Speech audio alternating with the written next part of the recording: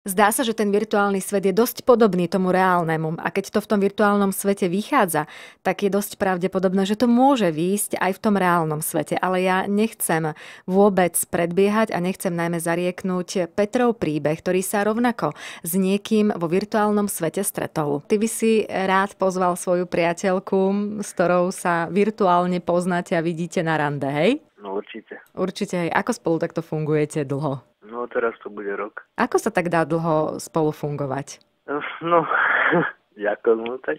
My sme si vlastne začali písať všetko a dobre to vypadá všetko. OK, dobre to vyzerá. Takto sa to vyvinulo aj vďaka internetu a Vďaka vďaka internetu, virtuálnej... presne. A o čom všetkom ste si takto písali? Pochváli, ako človek vie variť, ako vie to robiť a tak. No a To sa tak viac ja. chválil. Ty si sa viacej Tak, chválil, hej? No určite, tak ona... A čím si ju získal podľa teba? Čím? Ako to, že sa tie ľady tak prelomili?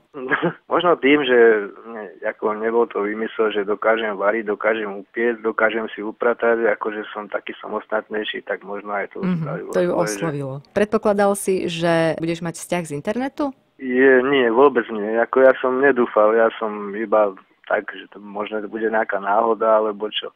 Lebo vlastne človek skúša všetko, no a prakticky podarilo sa to tak, že teraz som dosť prekvapený, že... Že sa uvidíte. No jasne. V realite, v reálnom svete. V reálnom svete, tak. Tak to je iné, to je 3D rozmer. Tam už nie je len obrazovka, ale aj vôňa, aj všetko. No okej. Budem ti držať, Peter, palce. Jasné. Čau, čau. Ahoj, pekný deň ti prajem. Zdá sa podľa Petra, že v tom virtuálnom svete sa dá ten vzťah dostať až do takejto veľkej blízkosti dvoch ľudí. Ak chcete Petrovi dopriať stretnutie v reálnom svete s priateľkou z internetu, tak môžete hlasovať za Petrov príbeh. Pekný večer, sú tu jemné.